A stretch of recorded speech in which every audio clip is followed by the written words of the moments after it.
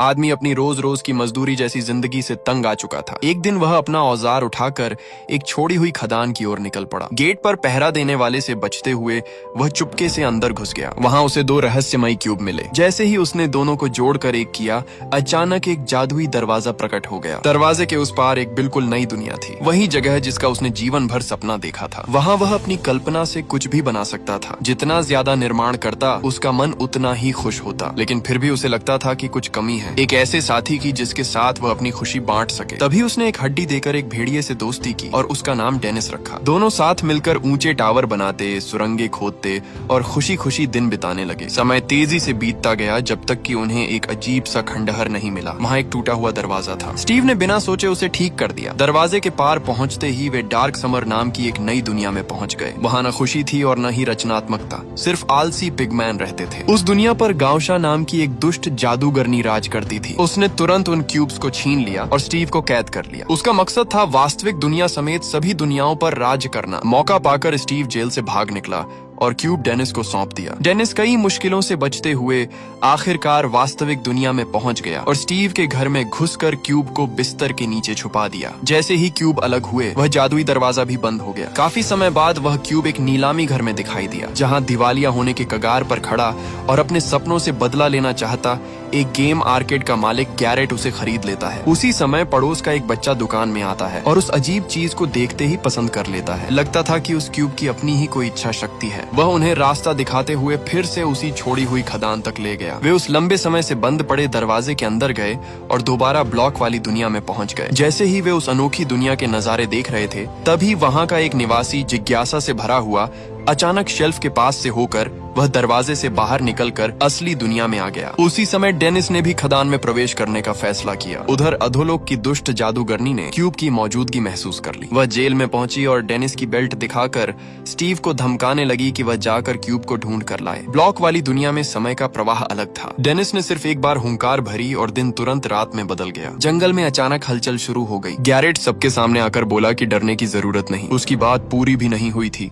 कि आसमान से जलते हुए तीरों की बारिश शुरू हो गई। सब लोग डर कर इधर उधर भागने लगे और सबसे तेज भागने वाला खुद गैरेट ही था। लेकिन कुछ ही कदम बाद उसका पैर फिसला और वह एक गहरे गड्ढे में जा गिरा। असल में उन पर हमला मकड़ी पर सवार कंकाल तीरंदाज कर रहे थे। हालांकि उनकी निशानेबाजी बेहद खराब थी और एक भी तीर लक्ष्य पर नहीं लगा। बड़ी मुश्किल से एक तीर सही निशाने पर जाने वाला था, लेकिन उसे भी उनके ही साथी ने रोक दिया। कुछ कंकालों ने गड्ढे में छिपे गैरेट को देख लिया और ऊपर से लगातार तीर चलाने लगे, मगर एक भी तीर निशाने पर नहीं लगा। इसी बीच गैरेट को एक लोहे का फावड़ा मिल गया। उसने दीवार खोदनी शुरू की और जल्दी ही एक सुरंग बनाकर वहां से भाग निकला। उधर उसी समय एक बच्चे ने इस दुनिया के नियम समझ लिए और घर बनाना सीख लिया। कुछ ही देर में उसने एक छोटा सा किला खड़ा कर दिया। लक्ष्य खो देने के कारण कंकाल सैनिक मजबूर होकर पीछे हट गए। जब गैरेट जमीन पर वापस चढ़ा तो उसे एक अजीब हरा चौकोर जीव दिखा। उसने मजाक में उसे हल्का सा धक्का दिया, लेकिन वह जीव रोने लगा और अगले ही पल खुद ही फट गया। धमाके से गैरेट कई मीटर दूर जा गिरा। खड़े होने के बाद उसने देखा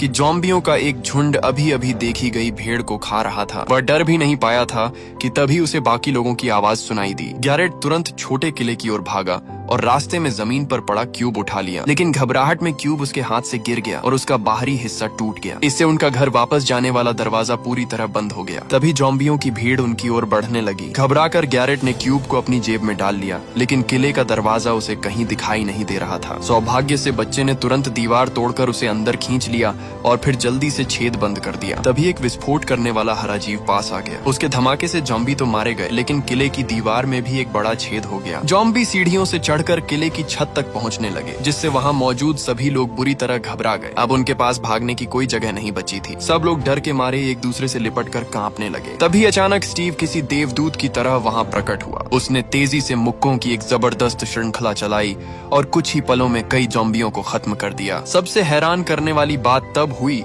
जब उसने अपनी कलाई की ओर देखकर एक इशारा किया। उसी क्षण सूरज की रोशनी नीचे पड़ी और ज़ॉम्बी पल भर में आग की लपटों में जलकर राख हो गए। यह देखकर सभी दोस्त आश्चर्य से उसके पास दौड़ आए और अपने इस रक्षक के बारे में पूछने लगे। स्टीव ने ज्यादा कुछ नहीं बताया। उसने सिर्फ इतना कहा कि क्यूब का बाहरी हिस्सा गायब हो चुका है, इसलिए अब सभी लोग हमेशा के लिए इस दुनिया में फंस गए हैं। उन्हें बचाने का सिर्फ एक ही तरीका है, लेकिन वहां तक पहुंचना बेहद मुश्किल है। यात्रा शुरू करने से पहले उन्हें शहर लौटकर सामान और हथियार इकट्ठा इकट्ठा करने होंगे। जैसे ही वे शहर पहुंचे तो सबको जोर की भूख लग गई। स्टीव ने तुरंत अपनी खास कला दिखाई और लावा की गर्मी से चिकन भूनकर तैयार कर दिया। गैरेट ने उत्साह में एक चिकन लेग उठाकर काटा, लेकिन वह इतना गर्म था कि उसका हाथ जल गया और वह दर्द से हाथ झटकने लगा। इसके बाद स्टीव सबको अपने स्टोरेज रूम में ले गया। वहाँ खजाने की कोई कमी नहीं थी। TNT, रॉकेट पटाखे, तेजी बढ़ाने वाले जूते, पूरी डायमंड आर्मर और कई अनमोल चीजें रखी थीं। जिज्ञासावश गैरेट ने एक संदूक खोला और उसमें से एक साधारण सा छोटा गोला उठाया। स्टीव ने बताया कि वह एंडर पर्ल है जो किसी को भी उस जगह पहुंचा सकती है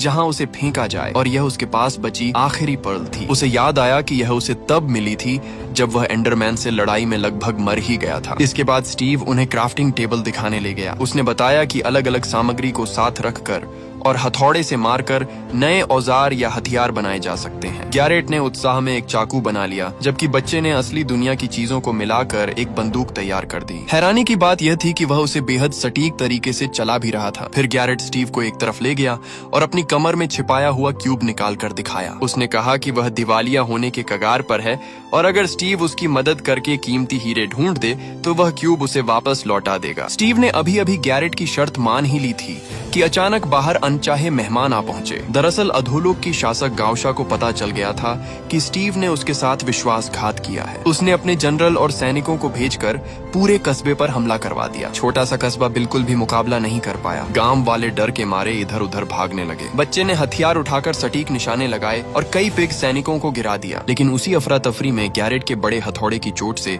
स्टीव बेहोश हो गया। जब स्टीव को होश आया तब तक पूरा कस्बा बर्बाद हो चुका था। जैसा कहा जाता है कि जान बची तो लाखों पाए। स्टीव गैरेट और बच्चे को लेकर ऊंचाई की ओर भागा और एक खड़ी चट्टान तक पहुंच गया। वहां उसने उड़ने वाला सूट निकाला और गैरेट और बच्चे की पीठ पर बांध दिया। उनका लक्ष्य सामने दिख रही पहाड़ी छोटी थी। स्टीव की बात खत्म होते ही गैरेट ने बिना सोचे बच्चे को नीचे धक्का दे दिया। बच्चा कुछ देर तक उड़ता दिखाई नहीं दिया, जिससे गैरेट घबराकर पसीने पसीने हो गया। लेकिन थोड़ी ही देर बाद बच्चा हवा में उड़ता नजर आया। पीछे से दुश्मन सैनिक भी पास पहुंच चुके थे। गैरेट ने तुरंत स्टीव को पकड़ा और दोनों एक ही उड़ने वाले सूट के सहारे उड़ गए। पिग सैनिक उनका पीछा करते रहे। पीछा छुड़ाने के लिए स्टीव ने योजना बनाई कि वे अलग अलग दिशाओं में उड़ें, ताकि बच्चा दुश्मनों का ध्यान अपनी ओर खींच सके। गैरेट ने मौका देखकर दुश्मनों के एक उड़ने वाले यंत्र को निशाना बनाकर गिरा दिया, लेकिन और भी उड़ने वाले सैनिक लगातार उनका पीछा करते रहे। तभी सामने एक विशाल ऊर्जा दीवार आ गई और बचने का एकमात्र रास्ता पहाड़ के बीच बना छोटा सा छेद था। गैरेट और स्टीव एक दूसरे को कसकर पकड़ते हुए जोखिम उठाकर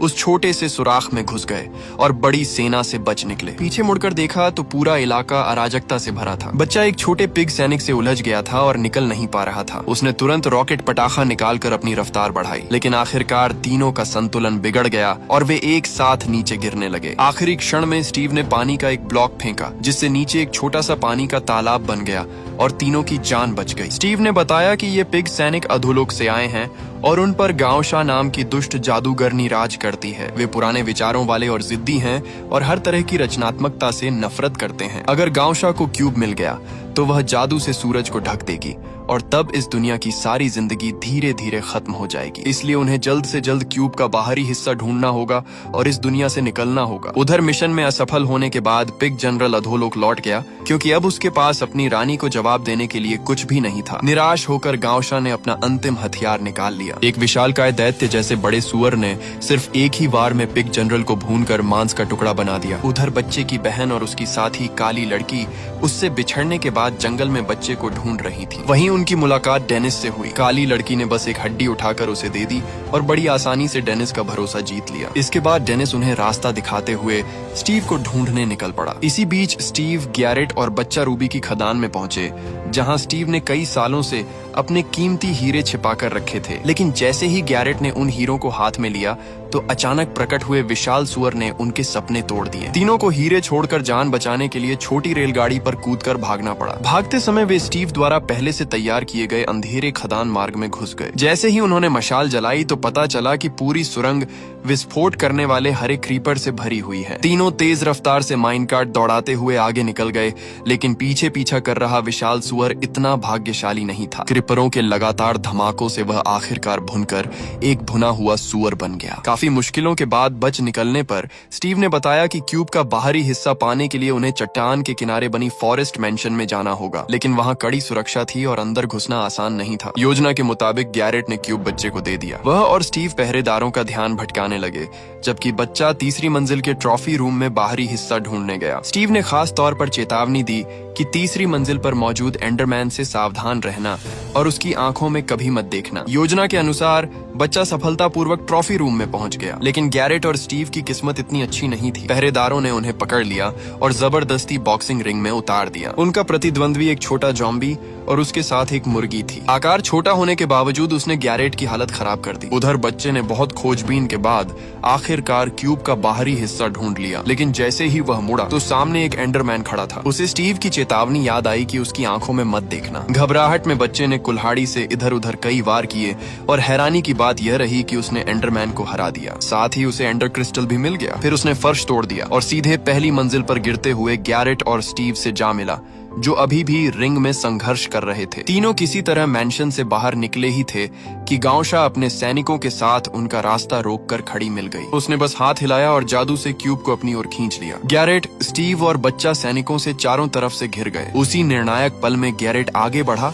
और अपने साथियों को बचाने के लिए खुद पीछे रुककर दुश्मनों का सामना करने का फैसला किया। जब बड़ा पुल विस्फोट में उड़ गया तो गैरेट भी लापता हो गया और उसकी जिंदगी मौत का कोई पता नहीं चला। उधर स्टीव और बच्चा एक उड़ने वाला यंत्र छीनकर वहां से भाग निकले, लेकिन धमाके की तेज लहर से उनका संतुलन बिगड़ गया। बेकाबू हुआ उड़नयान एक बड़े पेड़ से टकरा गया और दोनों जोर से जमीन पर गिर पड़े। जब स्टीव को होश आया तो उसने देखा कि उसके सामने डेनिस खड़ा है। लंबे समय बाद मिलकर उनकी खुशी का ठिकाना नहीं रहा। दरअसल डेनिस बहनों को साथ लेकर उन्हें ढूंढते हुए मशरूम हाउस तक पहुंचा था, लेकिन बुरी खबर ये थी कि गांवशा को क्यूब मिल चुका था और उसने तुरंत जादू शुरू करने का आदेश दे दिया। जैसे ही क्यूब की शक्ति सक्रिय हुई तो पूरा संसार अंधकार में डूब गया। गांवशा ने अपनी पूरी सेना को इकट्ठा किया और दुनिया को नरक में बदल देने की कसम खा ली। स्टीव भी पीछे हटने वाला नहीं था। उसने सबकी रचनात्मक शक्ति का इस्तेमाल करते हुए जल्दी जल्दी संकट से लड़ने के लिए नए हथियार और उपकरण बना लिए। शक्तिशाली TNT और विशाल ब्लॉक आर्मर वाली युद्ध टीम तैयार हो गई। पहाड़ की चोटी पर खड़ी गांवशा आदेश दे रही थी और उसकी सेना ने पूरे ब्लॉक संसार पर हमला बोल दिया। जो भी सामने आया उसे नष्ट करने लगी। सैनिकों और ब्लॉक आर्मर टीम के बीच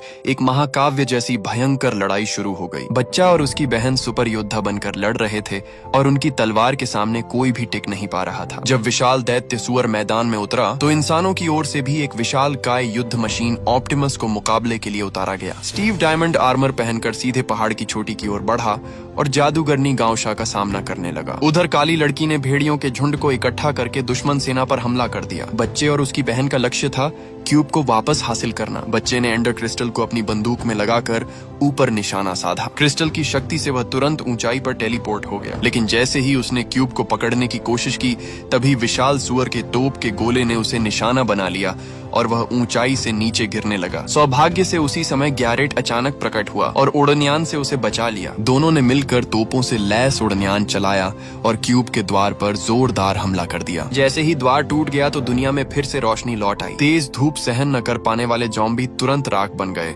और दुश्मन सैनिकों के शरीर पर हरी काई उगने लगी। इसी बीच विशाल सुअर ने क्यूब को उठा लिया, लेकिन युद्ध मशीन ने उसे देख लिया। एक जबरदस्त अपरकट मारकर उसने सुअर को आसमान में उछाल दिया और फिर उड़कर उसे अंतिम घातक वार किया। विशाल सुअर जमीन पर गिरा और हमेशा के लिए खत्म हो गया। क्यूब फिर से इंसानों के हाथ में आ गया। स्टीव ने गांवशा से कहा कि अब सब खत्म हो चुका है, लेकिन गांवशा हार मानने को तैयार नहीं थी और उसने स्टीव पर लगातार 3 बार चोरी छिपे हमला करने की कोशिश की, लेकिन हर बार स्टीव ने उसकी चाल पहले ही भांप ली और उसे नाकाम कर दिया। आखिरकार ब्लॉक वाली दुनिया फिर से खुशहाली और शांति से भर गई। विदाई के समय स्टीव, जो वास्तविक दुनिया में लौटना नहीं चाहता था, सबको रुक जाने के लिए मनाने लगा। उसने कहा कि यहाँ वे अपनी मर्जी से बिना किसी चिंता के जी सकते हैं, लेकिन बाकी सभी समझते थे कि असली दुनिया में लौटना ही सही फैसला है। जब सब लोग चले गए और चारों तरफ अचानक सन्नाटा छा गया, तब स्टीव को भी एहसास हुआ कि इतने अच्छे दोस्त मिलने के बाद वह क्यों ना उनके साथ वापस जाकर नई जिंदगी देखे। ब्लॉक दुनिया छोड़ने के बाद सबने मिलकर गैरेट के गेम मार्केट को संभालना शुरू किया। जैसा उम्मीद थी, वह जगह जो दिवालिया होने की कगार पर थी